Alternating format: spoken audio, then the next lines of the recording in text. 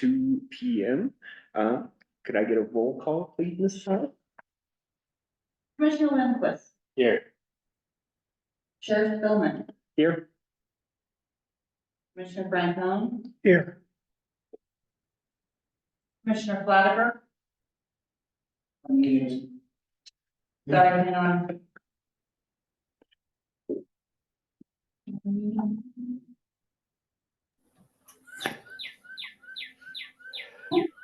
Bert, are you Yes. here?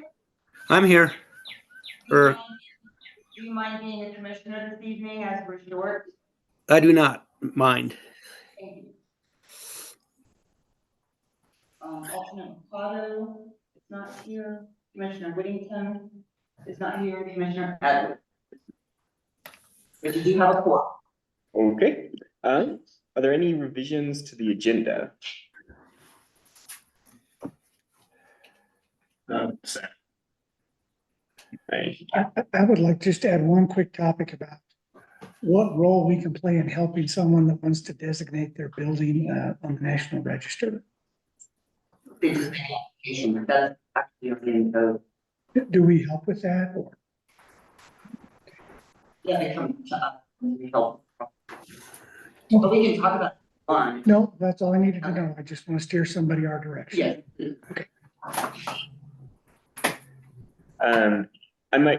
I'd like to add an item under new and continued business just to debrief our research workshop from last time, just if there were any we learned and maybe discuss whether we want to plan a tax credit, a similar tax credit workshop going forward. Okay. Under new business, you said? Yeah, just as a C down there.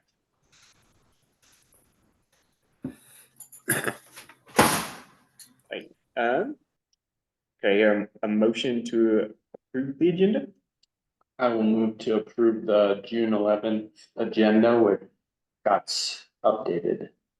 I'll second that. All in favor? Aye. Okay, the minutes for the February 13th, 2024 meeting. I would apologize for how long they are, but then it was that kind of a meeting. Yes, they did remind me something in the, I think already in that meeting, we talked about trying to get a picture of the Historic Preservation Commission to put on the Oh. website. Which, I mean, it's good that we didn't because our composition has changed somewhat That's since then. But maybe we could put that on the agenda going forward, and I imagine it'll take some time until we actually have everybody in That's one true. room. But if it's And- just on the agenda, we can. Right. And we can do that on next meeting's agenda because we have on that agenda to choose an advisory member because our period of time that it was published in the newspaper. So hopefully we'll have everything seated by then. But, okay, thank you for reminding us. I have a couple really minor sort of typo things, but I can go through that with you later if you'd like. Whichever you prefer. Steve Whittington is my check all my Proofreader. periods and my proofreader, and this took me, as you can see, months. I would like to compliment you on its detail and thoroughness. It's really good. And minor, they don't change any context. I can sit down with you after, Okay, rather than running the whole. let's do that. Nothing of them.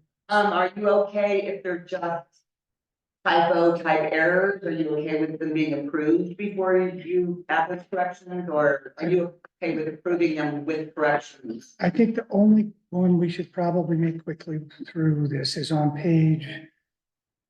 Oh, gosh, these pages aren't numbered. Let's see, 1, 2.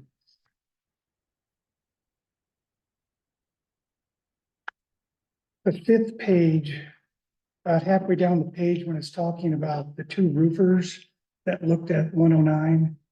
This, and it states that the 2 roofers said they would do it. It's probably that they would not do it because it was unsafe. How far down is that? It's about halfway down the page. Yeah, It's under the 200,000 yeah, 2 lines under 200,000. on the right. Oh, there you go. That's You the are only, absolutely Only comment of context, the rest are minor that I'm happy to approve them. In fact, I'll make a motion to approve the minutes from February 13th, 2024 of the Historic Preservation Commission. Second. All in favor? Aye. Hey, any public comment on items that are not on the agenda? Yes, Well, let's see, my name is Steve West, and this is second. Well, I said at the last meeting, there were things that sometimes I get up at these meetings that I would like to say.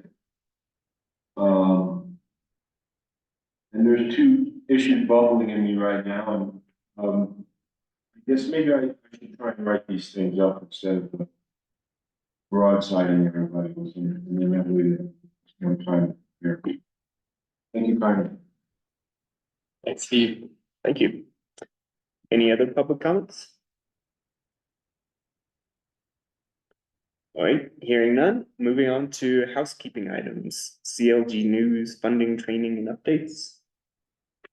Just letting you know what our monthly update from our CLO meeting.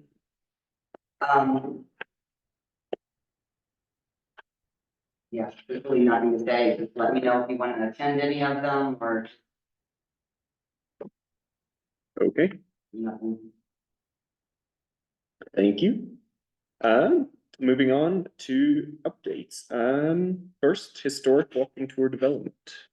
No updates. No Joey's been updates. out of town. I'm having a hard time getting all of the paper to meet again, so I'm probably just gonna push ahead with things at this point, so no I'll updates. keep it on the agenda so Yep. that we can see. Yeah, well, we gotta get going.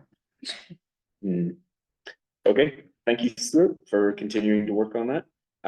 B. L. Pomar Grant Awards announced May 25th. Still no email. I just wanted to update you and I included in your packet, the email that I got once we submitted it. Mhm. And the part that I highlighted is within 3 days of that business meeting, you can see that on your dashboard, which must be what I found. Mhm. But it says it wouldn't tell you the dollar amount, and you can see that it did tell us the dollar amount.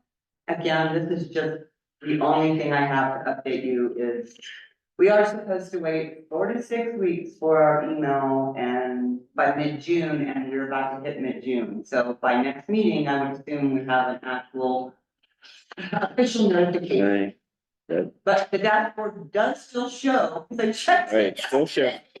fantastic. They didn't take it away. And it is still on my our dashboard.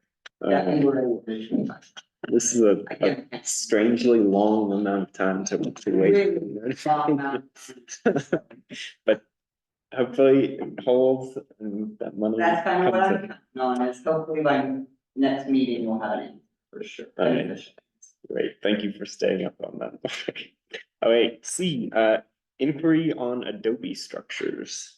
Yes, planning department received an inquiry from Ian Smith, he was on a call. Ian's an engineer and in your packet, you can see his email he's provided. He had some questions about if there were any other Adobe buildings in Leadville or the surrounding area. He did an Adobe, worked on Adobe project in Twin Lakes. I won't steal his thunder. Ian, you want to introduce yourself and just pose your question? Yeah, thank you. Yeah, I'm an engineer. I performed some small duties on the historic Clarion Hotel down on Twin Lakes. And I'm actually just curious if anyone in Leadville knows of any historic Adobe or earth block buildings in town. Say staff, I have across any on the sandboard maps, I don't even know that.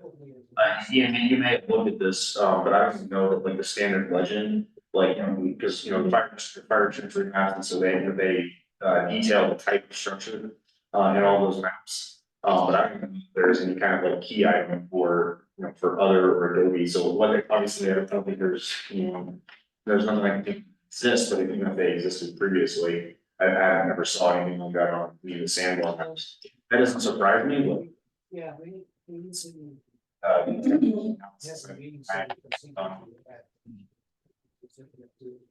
Me as well, I mean, last 3 years, I've been doing research and looking at the old historic buildings and even studying some Congress, the Denver Library of Congress. I'm gonna save that and come back and start. Across the left. I mean, what it's for too, when we get a chance, but Yeah. I haven't seen the, No, I can't think of any, I don't know of any. but Kurt might, he knows the sort of texture of town as well as anybody. can't seem to. Kurt, can you hear us? Yes, I don't know of any Adobe structures. So you- All right. If you haven't done so already, are you familiar with the Sanborn maps available in the Library of Congress? Can you say that again? Yeah, sure. I'm having to email you this, Sanborn, Sanborn, Sanborn maps. Sanborn was a company that did fire insurance, rate mapping from the 1800s through the 1930s in Leadville. You can just Google, Leadville Sanborn maps, it'll come up with the library's website. You can search from the early 1880s through, 1937. And it breaks down, there's probably like 6 different series throughout that period of time. And it breaks down the structure type by its material, its construction, whether it's wood or brick, etc. Okay, great, thank you. Well, And is there a place in Leadville that would have historic records of building ownership throughout the county? The library probably has better records than the county website, the county assessor's website. The county courthouse had fire back in the 1940s, and all the records were lost, and so a lot of the records that you'll find here will give you a date of 1880. Because that's just the date they decided on. But if you look at the Sanborn maps, you find things that go back further than that. So it's a little. The library has a lot better records to me as far as ownership goes, and some other ways to find out old ownership than the assessor's website does. That's my opinion. So the library also has on their webpage a link to some historic research areas, including city directories, which you can just get right off their webpage, a link to them, and that might be a good source for you to find previous ownership. Okay, thank you. The only reason I'm asking is I'm going to be doing a small presentation at a professional conference on the Clarion Hotel in September. And so I'm just trying to find out some more local information. There was a fun little question I came up with that what is the highest Adobe building in the USA? And right now I'm guessing it might be the one in Twin Lakes, but I figured I'd ask Leadville too. So thank you all for your time. Yeah, thank you for getting the chat. Okay. Moving on then to new and continued business, the freight boxcars COA at 320 East 9th Street. All right, so then it's time for my script. Good afternoon. My name is Scott Spillman and I'm chairperson of the Leadville Historic Preservation Commission. This is a public hearing before the Historic Preservation Commission to consider a certificate of appropriateness application by Nan and Dave Anderson of Freight 910 LLC, requesting a certificate of appropriateness for the installation of 2 boxcars at the property known as 320 East 9th Street. When the public hearing is opened, I will first attend to some preliminary housekeeping matters. I will then ask for staff to discuss highlights of the staff report, followed by advisory member comments, followed by the applicant to make a brief presentation of their proposal, followed by public comments from members of the public in attendance. The applicant will have an opportunity for rebuttal, which is the applicant's opportunity to respond to any comments made by members of the public. After rebuttal, I will close the public comment portion of the public hearing and allow commissioners an opportunity to ask questions of the applicant and staff. Once the public comment portion of the hearing is closed, we will not accept additional public comments unless it is in response to questions posed by the commission with the applicant. Staff will have an opportunity for clarification and rebuttal, which is staff's opportunity to respond to any comments made by the applicant or members of the public. At the conclusion of our questioning, the Historic Preservation Commission will deliberate and render a recommendation to City Council or decide to continue the hearing. A recommendation will be forwarded to City Council for a public hearing. City Council will make a decision on June 18th, 2024 at 6 p.m. during the regular City Council meeting. This public hearing is quasi judicial, which means that we have to follow certain procedural requirements to establish a record. For this reason, it is important that when you speak, you identify yourself and your physical address. Are there any questions about the public hearing procedure? Notice of this hearing is required to be published in the newspaper at least 15 days prior to tonight's meeting. In addition, the property must be posted and notification to all property owners within 200 feet of the property must be sent. Mr. LaChance, have these requirements been satisfied? Yes, they have. Evidence of notice is hereby made a part of the record, as are the application materials, the Leadville zoning ordinance, Secretary of the Interior standards for treatment of historic properties, any correspondence received prior to the published deadline and in the course of tonight's hearing, and any other documents, photographs, or other material introduced at the hearing. I will now open the public hearing for 320 East. Is it 9th or 10th? 10th? Yeah. Ninth, okay. Just want to make sure. 320 9th Street, certificate of appropriateness for installation of 2 boxcars by the applicant Nan and Dave Anderson, Freight 910 LLC. At this time, I ask the Historic Preservation Commission to disclose any ex parte communication or conflict of interest with the applicants. Do I hear any? No. Hearing none, then will staff please present staff report highlights. All right, good evening, commissioners. For the record, I'm Jake LaChance, planning director for the city of Leadville. So applicants, David and Anderson are here tonight. They're presenting and proposing an application, COA application for what would technically be a modification to a site that already has a historic building. So per the code amendment that was passed last summer, this is subject to a COA, several years ago, would not have been subject to a COA. This application is being submitted concurrently with 2 other applications. The other applications are a conditional use permit application that's being submitted to the Planning and Zoning Commission, so that'll go tomorrow night. And also a lot consolidation application, which is falls under our subdivision code to consolidate all the properties. This property is multiple parcels, multiple lots. So all of these applications are being reviewed concurrently. I think this particular application is fairly straightforward. The applicants are proposing to take 2 boxcars, and this is all discussed in your staff report. Take 2 boxcars that are being restored, and they were acquired from outside of city limits. So these are not restored to this site or to this property. Proposing to restore them, and this is essentially an adaptive reuse and relocation project for these boxcars. On the screen, you can see the site plan on the right hand side showing one of the boxcars proposed for the kind of expansion of the existing lodging use of the property. So this would be used for a check-in facility.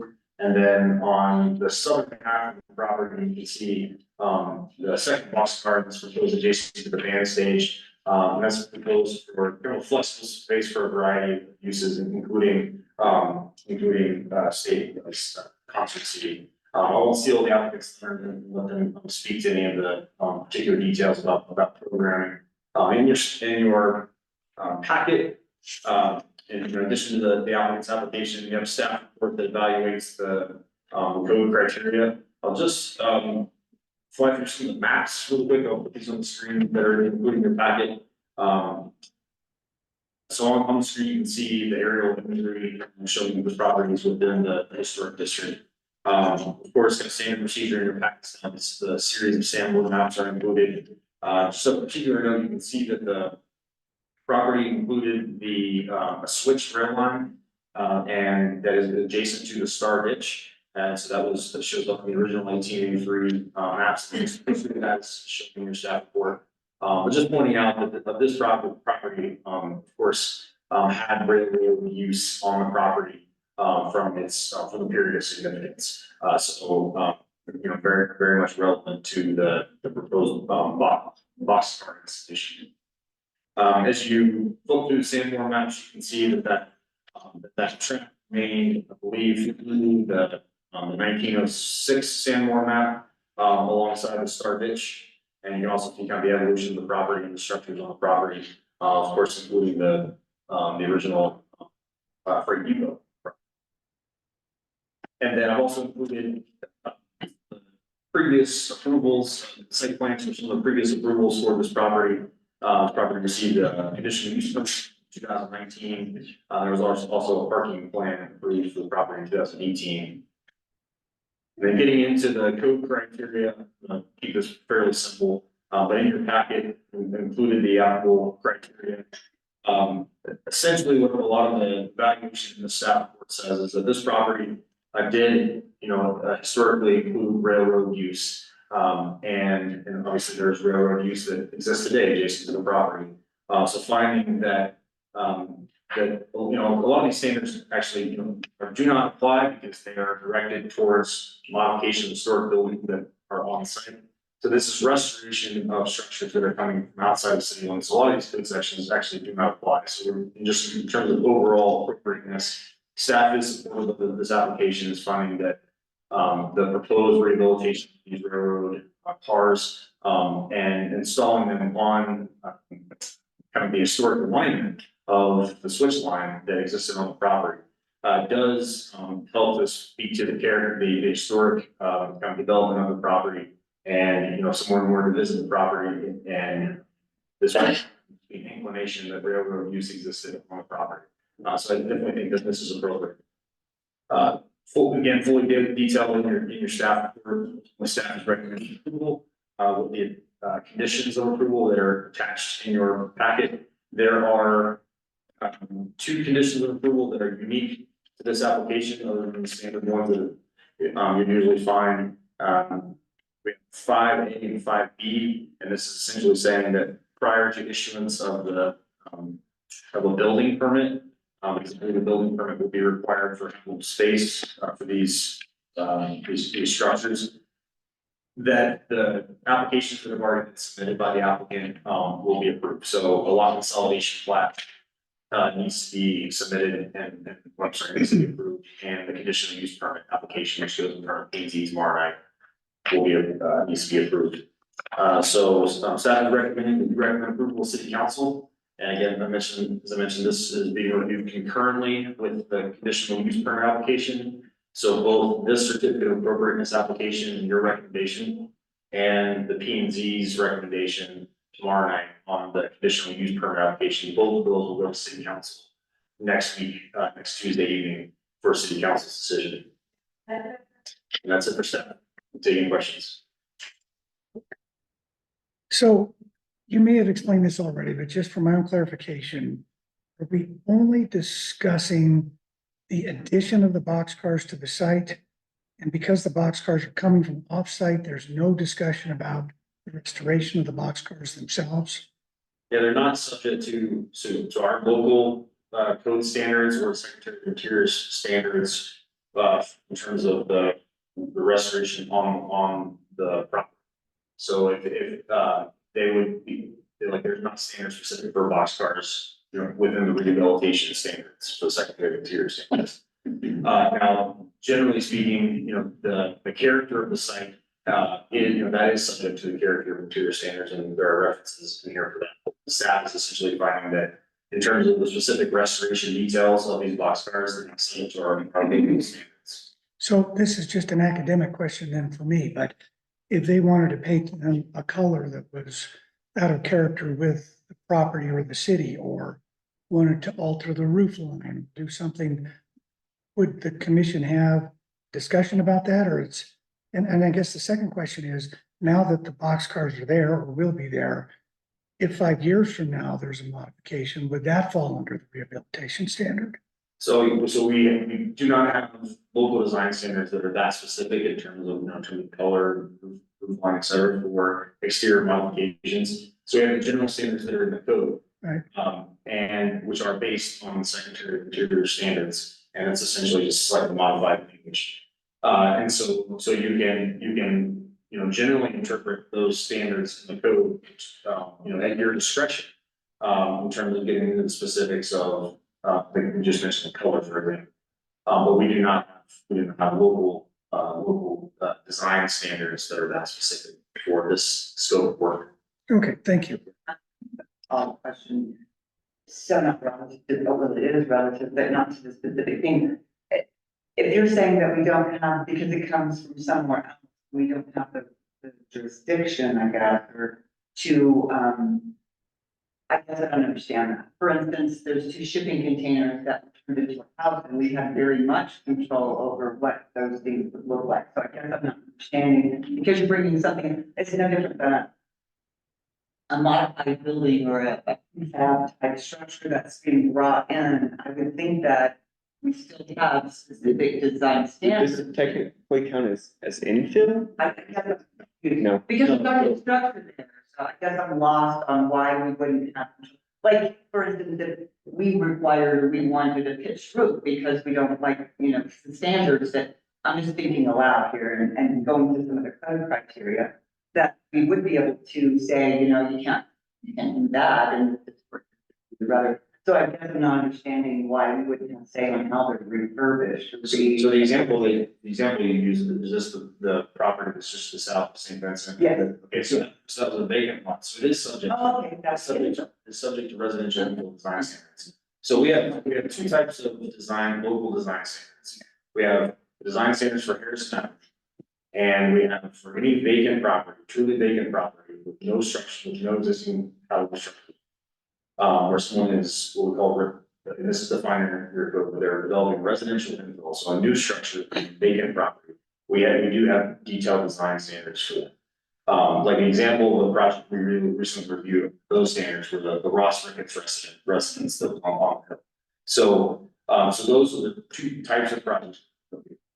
Anything on Harrison Avenue, like a modification on Harrison Avenue, that will be subject to our local design standards, in addition to the code criteria.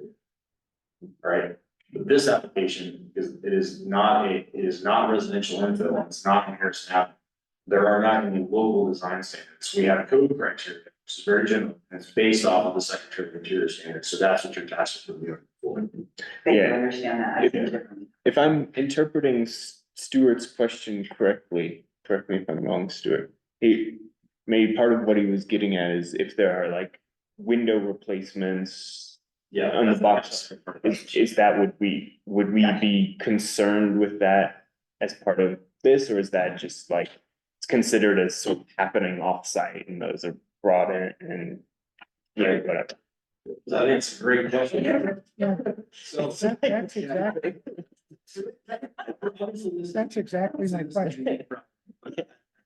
So I think technically, if we were, so let's say that's 10 years down. Yeah, I'm not sure that it applies to this, but it might inform the way we think about It's it. an interesting question, but Yeah. so ideally, it's an application for window replacement on boxcars that have been installed on offsite.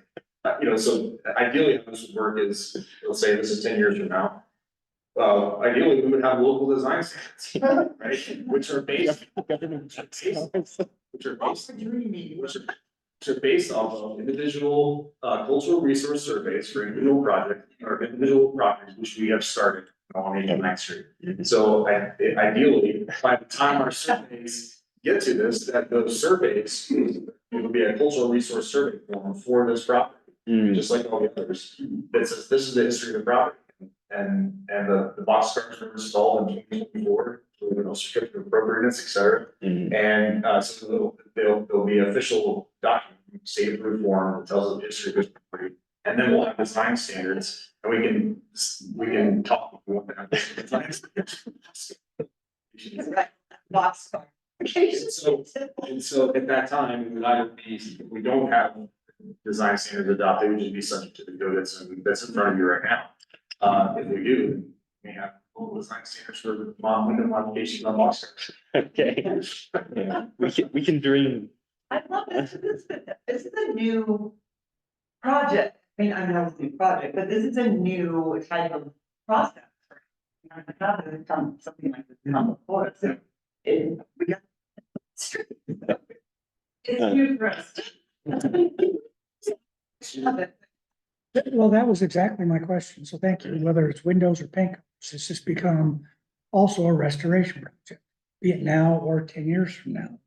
If something changes, because then it, I think, has become a historic structure or significant in its own right to the property. And would fall under those guidelines, whether it's a boxcar or a house. And I doubt like in our lifetime that the state on their cultural resource survey, when we're approving things, said that these box cars have gained significance. But I think, if they were relocated, in the 1940s or something, then I think, but they probably, I doubt in the next few decades that cultural resource survey will say that these box cars have gained significance. Yeah, because these particular boxcars don't have sort of historic standing within the city of Leadville. And so they're almost like, they add character, but they're not Right. historically significant in and of themselves, in the same way that like the freight depot is. Yeah, they're not sort of significant to this Mhm. site. At least they won't be until 2085 or something. But I appreciate the clarification. Yeah. I think it's a great project. I'm just trying to learn from this because it is new and Yeah. it's Yeah. unclear to me where exactly this fit in. But it kind of tests, and obviously, the best code is the one that's constantly rewritten. But it is a good test for code. Alright, any other questions for staff? Okay, then, moving on to advisory member comments. Mark? It's a great. Well, I support it. Okay, great. Any questions for Mark? Applicant, ready for your presentation? Very interesting. Yeah. Yeah, Chapin just covered absolutely everything. So, do you want me to play band? Sure, we can. One thing we need to point out is that Oh, do we need name and address for the applicant or is that part of? Well. I'm Dave Anderson. And, Nan and I own Freight, which is at 320 East Ninth. Do you need our home address too? Good, that's on the application, so it should be on there.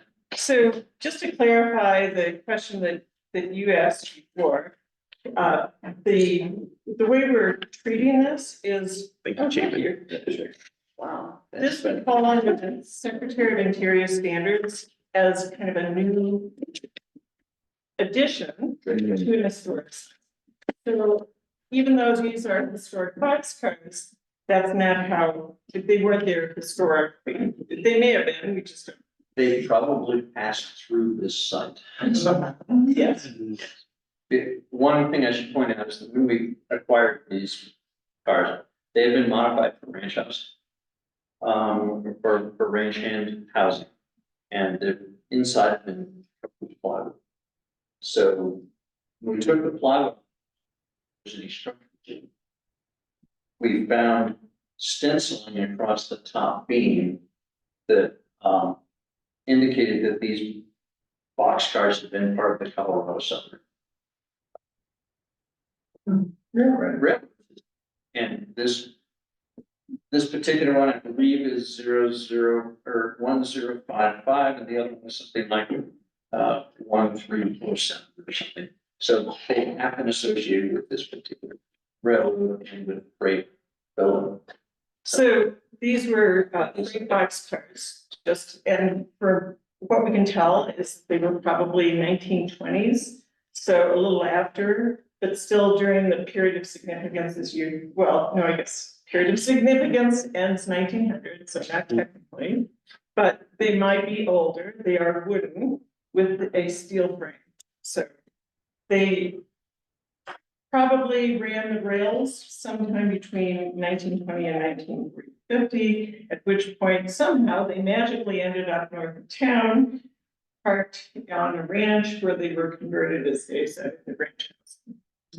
We thought that boxcars associated with the freight depot was a very appropriate combination of purposes and images. So that's where we are kind of leaning into the compatibility with the historic structure. Right. So part of the process that we've gone through to make these things habitable, make them useful again, is to take out the non-historic windows that have been there. Somebody had put in these windows for ranch housing, and so those are gone. So we still need some sort of window, so we've taken a certain amount of creative license and added a few new windows in places. But we're keeping the box cover door that you see on all three door on 3 of the 4 faces of this thing. So that gives you an idea of how we're approaching it. One thing we should point out is, and I think you've shown it on this, is that we have the star ditch running through the property. And you will notice on all of the Sanborn maps, this is not a defined line. It seems to change constantly. Whoever was drafting it, put it wherever they felt like it. So what we've got is we're actually going to be using the site. This one's going to be used for check-in for these cabins that we have. Right now, it's a random check-in where they come in here and then they have to go around and park. So we'll have a place where they can do that. This one is really a meeting room, kind of a use for as a part of freight and or whatever event is going on. They're not necessarily a space that is designed to be freestanding, but it could be, you could have a coffee bar or something in it as a part of that whole thing. So to give you an idea of where that is, in here, it's on the other side of the ditch from the original switch siding. It's back over in here. There's a jog in the property line that goes there. We've got to keep it 3 to 5 feet off the property line, and that is what we've done there. The other one is actually down here, and it's basically right about in here. So that gives you an idea of where these are. They're on the other side from the ditch. The ditch has moved. We had to do some excavations to find out what the soil was like underneath that area so that we could create some foundations for it. And in putting in the trench to do the geotechnical report, we had railroad ties that came out in the whole thing. So we've got rock. Proving that the siding really came So through. that's not all. But we Yeah. found railroad ties all over the site. Right. So here's So- a busy site. You're correct that this is not a structure on the ground.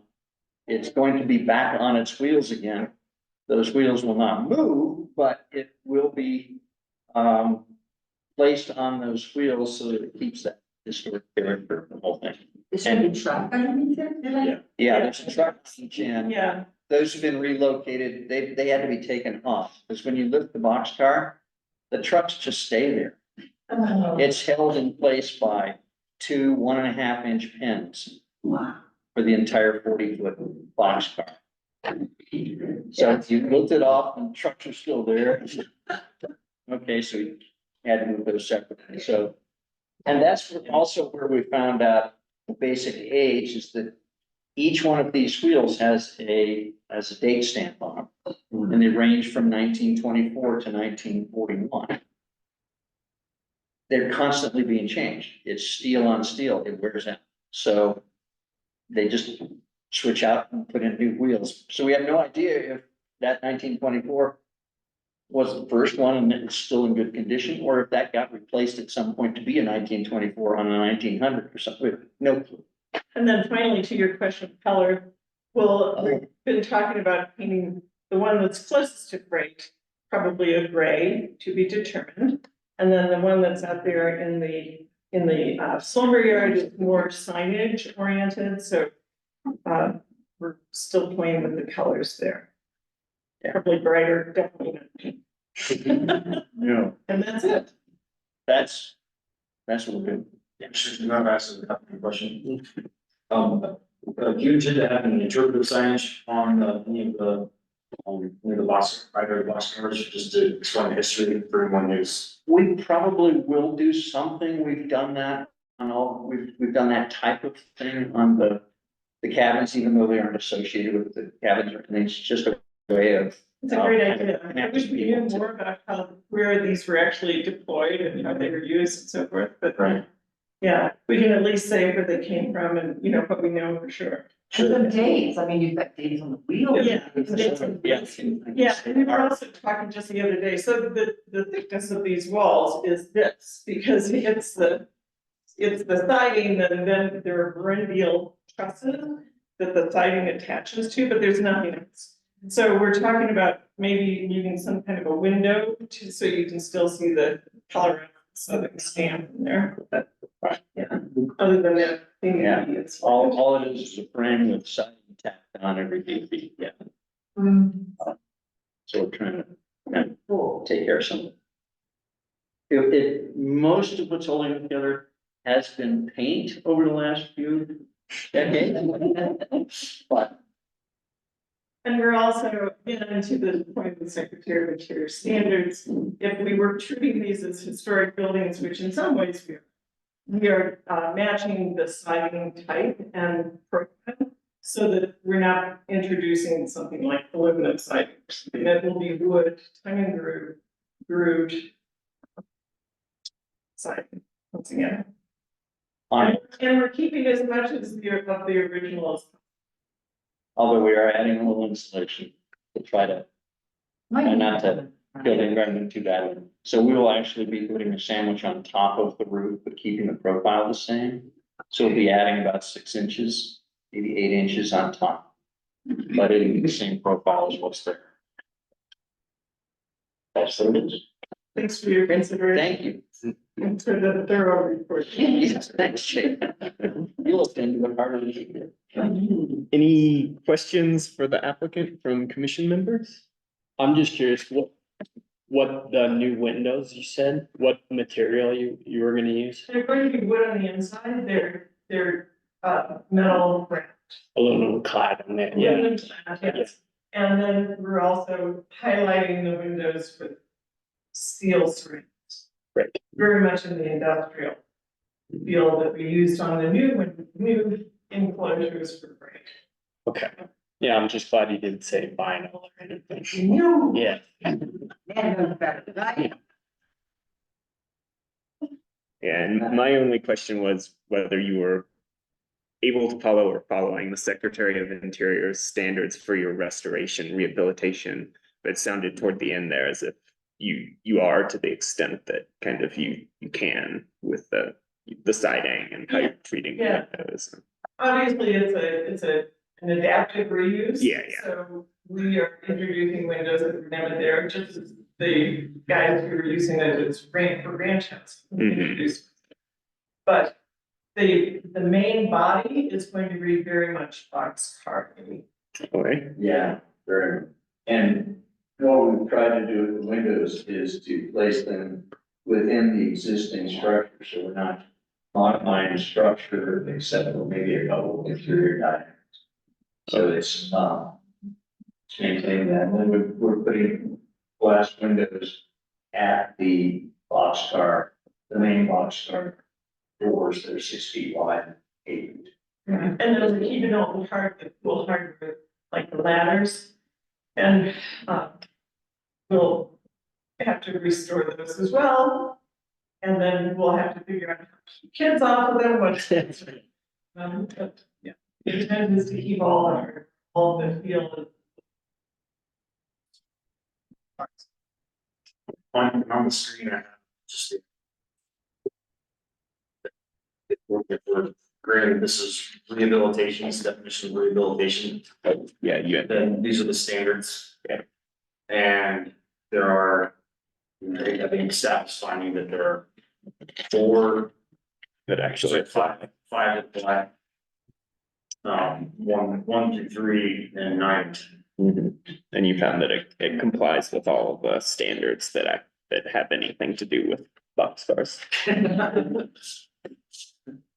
That's a big negative.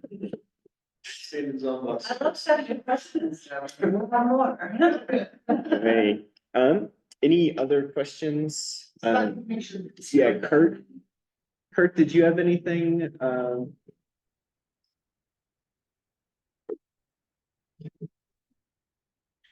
Can you hear me? Yes, now we can. Okay, I was just wondering, since that's the old Smith Lumber site, is there gonna be any reference to this old Smith Lumber building, or any reference to Smith Lumber? Well, maybe you've missed it, but we kept the SL Smith lumber sign. And it is very present in the old lumber shed.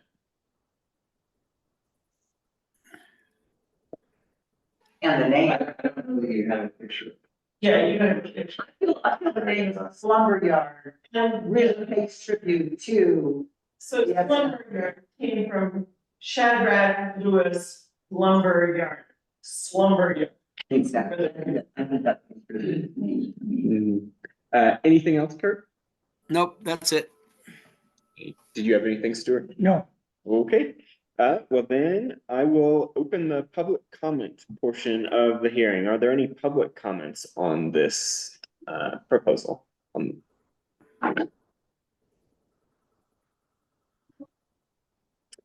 Okay, hearing none. I assume there's no need for an applicant's rebuttal. And I will close the public comment portion of the hearing. Any staff clarification or rebuttal to anything? No, so. Okay, then any additional questions or comments from historic preservation commissioners? No. Nothing from Kurt? Okay, well then we can deliberate and make a motion.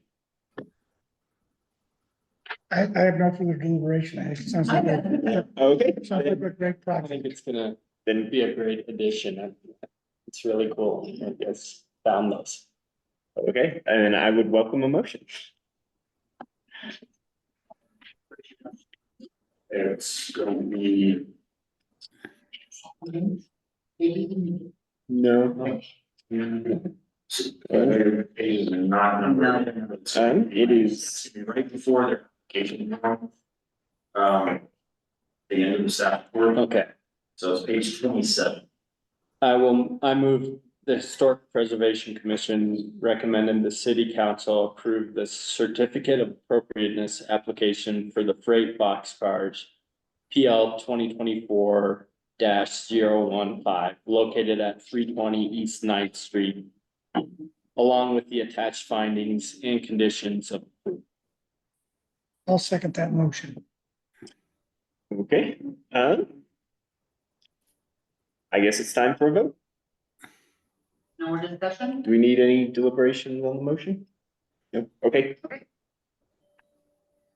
Kurt, anything from you? Sorry. Nope, nope. Okay, thanks. Ready for your vote? Mhm. Commissioner Lindquist, Yes. Commissioner Flattery, Yes. Commissioner Franklin, Yes, Chair Stone, Yes, unanimously approved. okay, fantastic. Okay. So then that will go before city council on June 18th, 2024. Thanks for coming, and thanks for this project. Thanks so much. Okay, I'll now close the public hearing on on 320 East 9th Street. And then moving on to our next item, Steve Presta, local history, possibly. I didn't know. He said he didn't know, he was gonna make it here, so what possibly is on. Okay, Okay, so it's, you don't need to worry about that. You've got 15 minutes, so you're good.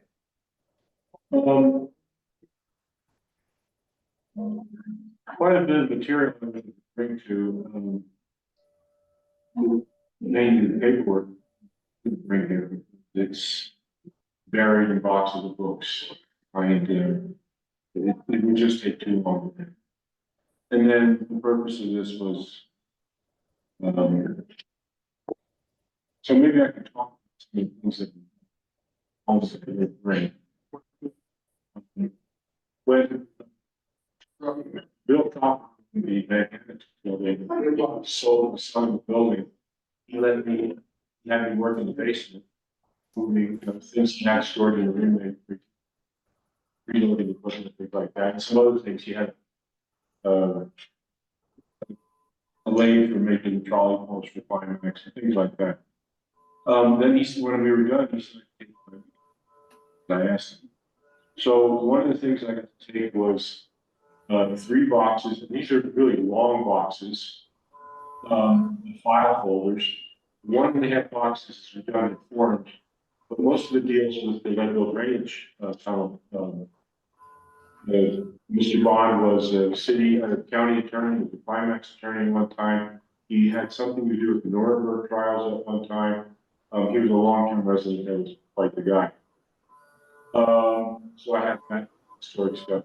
When Climax was ripping down its buildings, I was up there, I got tired the second time. There was, when I initially worked there, there was 3,500 people. It went down to 50, and then I was one of the lucky 200 that got hired back.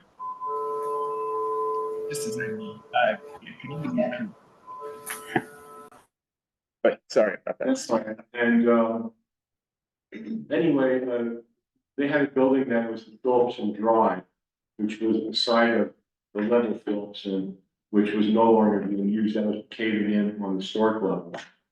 The Phillipson Drive, the first floor was for men dressing and undressing. The second floor was what they call Mahogany Row. That's where their executive offices were. Before that, they ripped that building down. They told us we get whatever we wanted. And guys were taking chairs and tables and things like that. I got to take the night before they ripped it down, and I went into an office and I took all the paperwork. And I think I still have some of that stuff, and that's paperwork about the water issues that Climax was involved in. So I preserved those records. Another set of records I argued to preserve, although it was past time, was I filed a court case in approximately 2003 because the local law library was put in a dumpster and taken to the dump. Now, it's kind of hard to explain very quickly what this entails, but it was a set of precedents called the Pacific Reporter, which includes the regional area, which included Colorado and other states. And we went back to the first one that was published. The first few were, I think his name was Tompkin. His name was in it because I had some checks from Mr. Tompkin and another collection of paperwork. I argued for that, but it was too late. It was all destroyed. There was no warning in the paper, which violated two statutes: one to preserve historic and two, a library statute that they could not do that unless they told the community. And I don't think the second statute's texting anymore. They might have taken that out. But this happened across the United States. They were just dumping law libraries, but still historical records. Let's see. I brought some of these things in here for show and tell. This thing is called a Buzzy, and this is what they understand they was using in So there's something down there. scopes for drilling. It's smaller. Here's the mount on something. There's a tracks underneath it. That I got on somebody's dumpster last summer. There was a fine geologist that died, and his family let me have some of the books that he had, that they had. So I preserved a portion of his library that they let me have. What they didn't keep and what was too deep in the dumpster to get, and stuff that they actually had a big pile outside. So I still have those records, storage. Can we come around and look at them if you're? Yeah. Okay with you? Yeah, these items over here, these things they are. We asked for this now.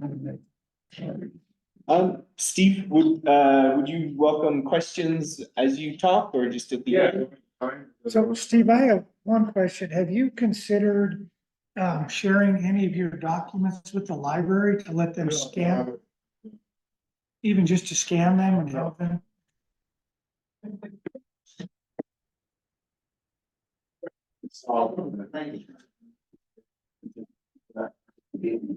That would just like seem to be a good way to really preserve them.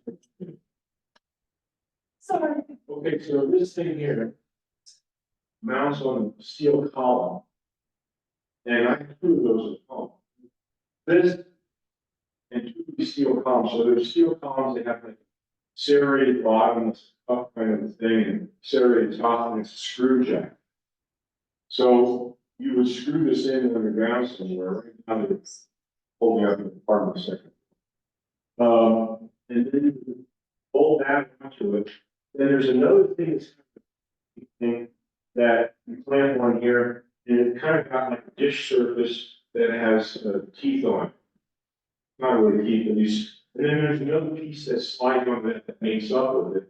That other piece is attached to a drill bit. So the drill bit goes with this. It's about 4 times that size or 5 times that size. It looks almost like a machine gun. It's like in a trough. And so they would put this all together and they would use that for drilling.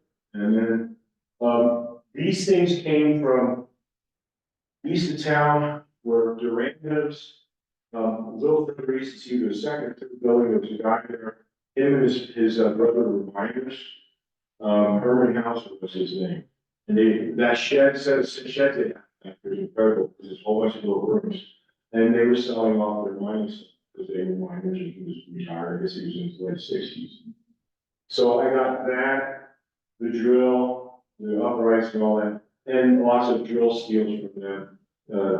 I remember, that's either $200 or $300. I can't remember what they paid for the drill, either 100 or 200. So that came from that deal. This is just a rather odd piece of steel I got. It's got a hole in the back, I mean through it. So this would, I don't know if it would work with that little drill setup, but this was the kind of pump water through it. So at the end you have a bit. I have this collection of these things upon various spots, different areas of these. Real steel. This here is the oldest thing that's here. And when they would tap in a hole with their chisels and stuff, then they would clean the hole out. And then they would use this to tamp the dynamite. So this was actually at 5 of them. I make the story short. This thing here, I had a friend that collected mine stuff the other now, and I bought 2 of these off of them. And I think these were, you see all the pictures and things about mining, they had these wood tripping that went down into the shaft. These were the things that nailed in, this was the ladder. I'm thinking, I don't know for sure. So my thinking it could be a wall of dog. Logs in place, it would be one in this. I'm just guessing, so that's another valid probably this. This is just probably a period tool that's not period. These are maybe even older.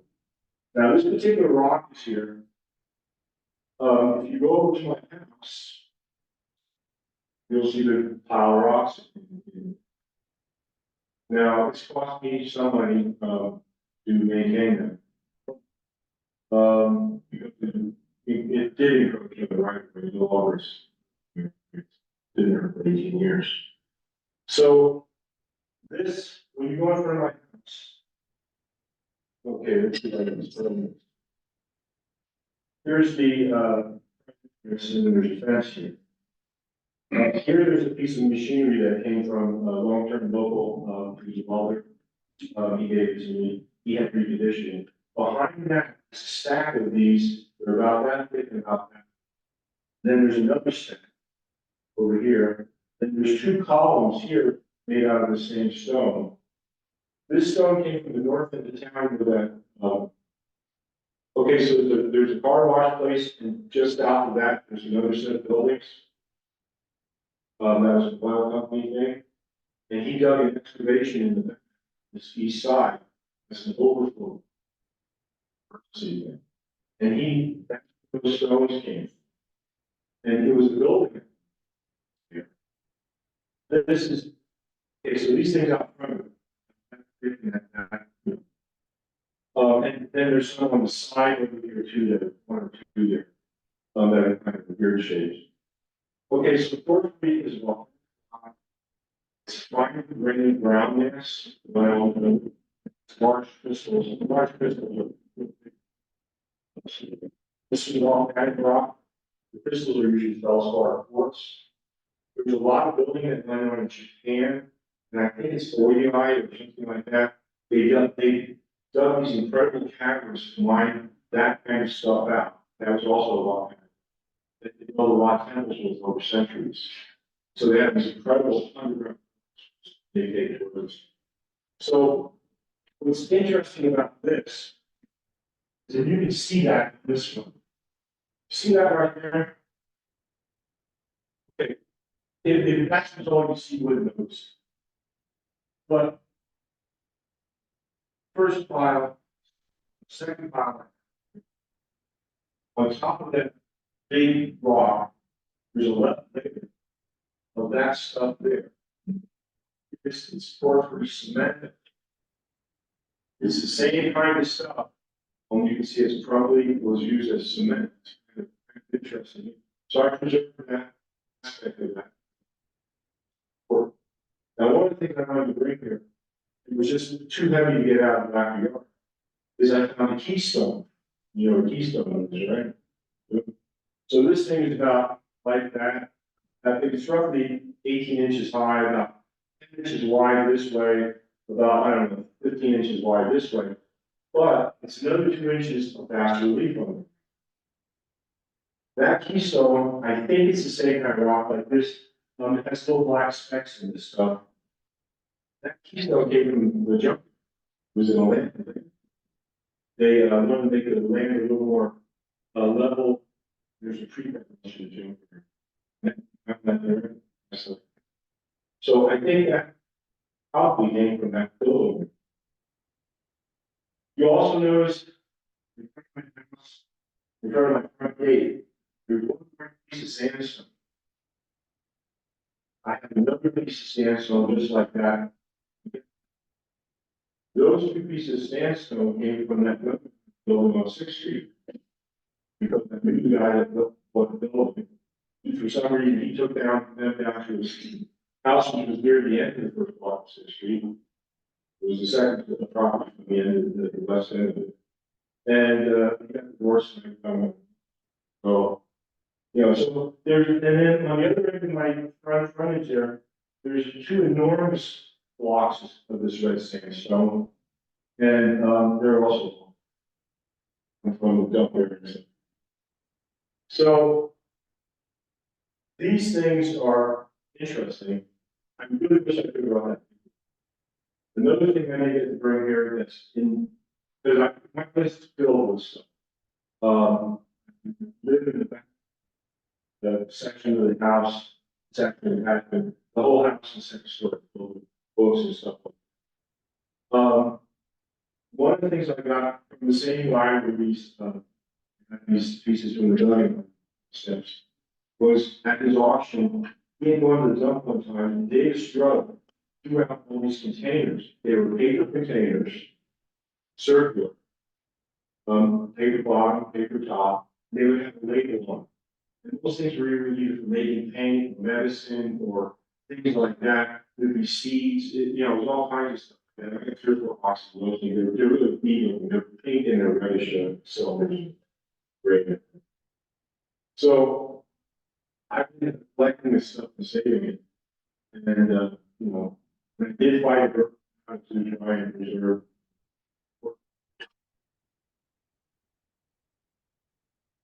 So, there we go. Thank you for sharing. Do you guys have any questions or anything?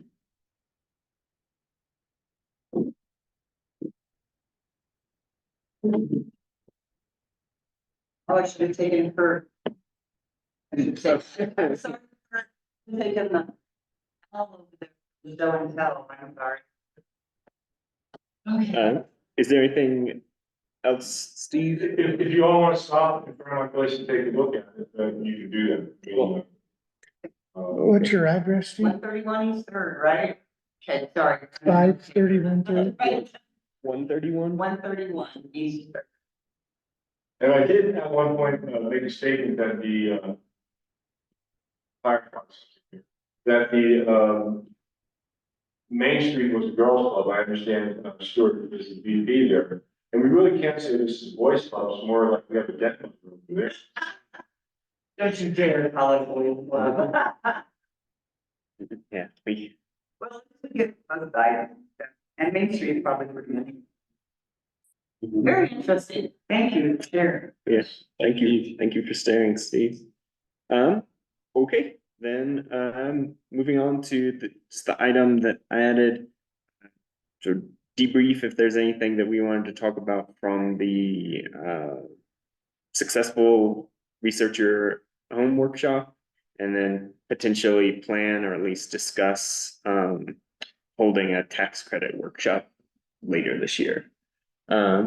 Anything from the researcher home workshop that we learned or wanted to discuss? I think the only thing I would add is that this is probably not the best space to do it in.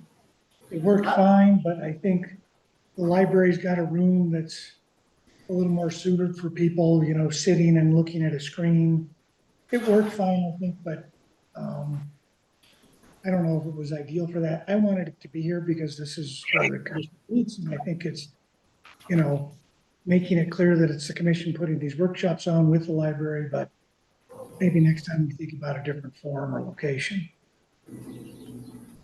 Kurt, did you have any thoughts about the workshop we had?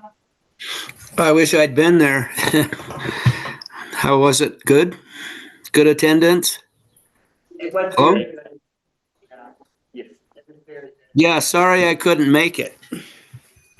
Okay. Did we get any comments? I mean, I know that people here seem to be having a good time and were engaged. Did we get any comments, either during or after the fact about it?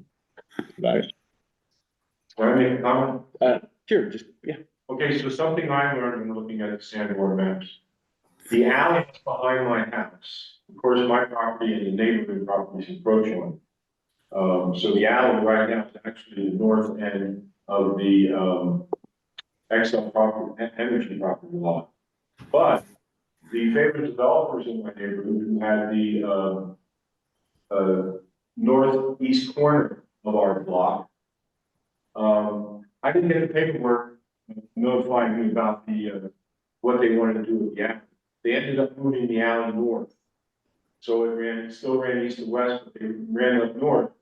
I didn't get the paperwork because my mother got the paperwork and they were so harassed by these guys. She didn't want, you know, talk about them or anything with them. But anyway, my understanding is they made the argument that they wanted to move the alley back to where it was. And so they then subdivided it in 3 different ways, sold that place where the alley was. But looking on the Sanborn and whatnot, I can see that that's not true. That where the alley was is where it was supposed to be in the back of their property. So there was this euphoria with this one particular set of developers, and there was no attention paid to the actual store. And they got to move the alley where they wanted to be, and I think they actually run it into a telephone. And, you know, so I was surprised. And I did get, I talked to Lori about taking the Sanborn map out of the hallway. And it's now in one of the administrator's offices, so it could be, anybody looks at it, they have to do it in front of the administrators, like. Do a Jack Nicholson and rip it out like in China. I heard good things from the people I was chatting. I think it was really well received. We had at least 28 people there, Mm. maybe 30. I counted at least 28 that weren't us or the library. Mhm. So I was really It's a nice pleased. Yeah, we got a nice follow-up article just this Yeah. week. Okay, great. That sounds tremendously successful. Thank you again, Stuart, and to the library folks for putting that. And then one thing we did talk about was the potential for having then a second workshop doing something on tax credits to try to introduce people to the tax credit process for now, if they've researched the history of their home, if they want to put that to work in making an application to the state for tax credits on any work that they do on their property. Do we think that that would be a valuable way to spend our time? I think so. Thinking that maybe we can put it on the agenda for the next several meetings, we can do it like we did this other workshop, and maybe at our next meeting, try to pick a good date. Yeah, And and time and see if anything weird, if we thought the time that we did the last workshop worked well, mhm. then. All right. And kind of make plans. So next time, yeah, let's put it on the agenda. We can plan to pick or at least sort of narrow down a date and time. Right. And in the meantime, I'll try to do some research on what we would need to be. And we can think about, I think it's great that several of our commissioners have already gone Mhm. through this process and know how it works. But it was also, we do have the state and even federal people that we can get to come in as well. Yeah, it I might think be, it's gonna be helpful going forward that several of you guys have gotten through it, but we, but it's kind of nice to get them involved because it's their program. yeah, so we can reach out to some HC people. Right. Even at the all-time experts.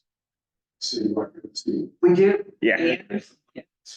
Mhm. I don't know if you guys know, Dan Anderson used to be with this people. Oh, We actually put together the first saving places columns. Yeah. oh, wow. She's a heavy hitter in District Colorado, so she knows tax credits better than anybody. And last year, 2 years ago, we had Nan put on a tax Yeah. credit workshop. Yeah, I guess one question would be, would we want to keep it to residential? Would we want to discuss residential and That's a commercial? good question that we need to decide. We can talk about that. Maybe Yeah. do a little more research on what it'll entail and who we can And, get. and you probably want to think about whether or not you want to hold different workshops on tax credits. for Yeah. Federal and state, because state is so much easier Hmm, than federal. A lot of people actually go to the state and don't even try to get that. yeah, and I was You thinking, Figure out how you want to format it, you want to and separate since those. residential is sort of just through the state and it's sort of its own process, and then commercial is. Go a separate thing. So yeah, we might want to keep those separate and, because yeah, although commercial would be useful, hopefully for folks on Harrison and even businesses off Harrison. Right, and trying to figure out to me what your audience is and what your target is, because to me, a commercial property tends to have more capital than say a regular homeowner, and those are the ones that really don't think they can afford the work unless they can get something like a tax credit. So I see it as two different. Okay, whole Yeah, entities. I think that's- That's my opinion. okay, great. Well, then we have plan to make some plans going forward then. Excellent. Anything else on that? Okay, then our last item is our final public comment section for any items not on the agenda. Any additional public comments? Greg, you have nothing? This one just blew right through. It is nice to see Greg. Back again in the back of the room there. Okay, well then, if nothing else, I would entertain a motion to adjourn. I move we adjourn the June 11th Historic Preservation.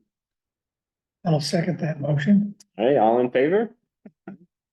Hey, the June 11th meeting of the Leadville Historic Preservation Commission is adjourned at 5:17 PM. Thank you to everybody. Thank you, Kurt, feel better. Thanks, Kurt. See you, Kirk. All right, thanks, Mark. Thanks, Steve, for Lori. bringing that in. Yeah.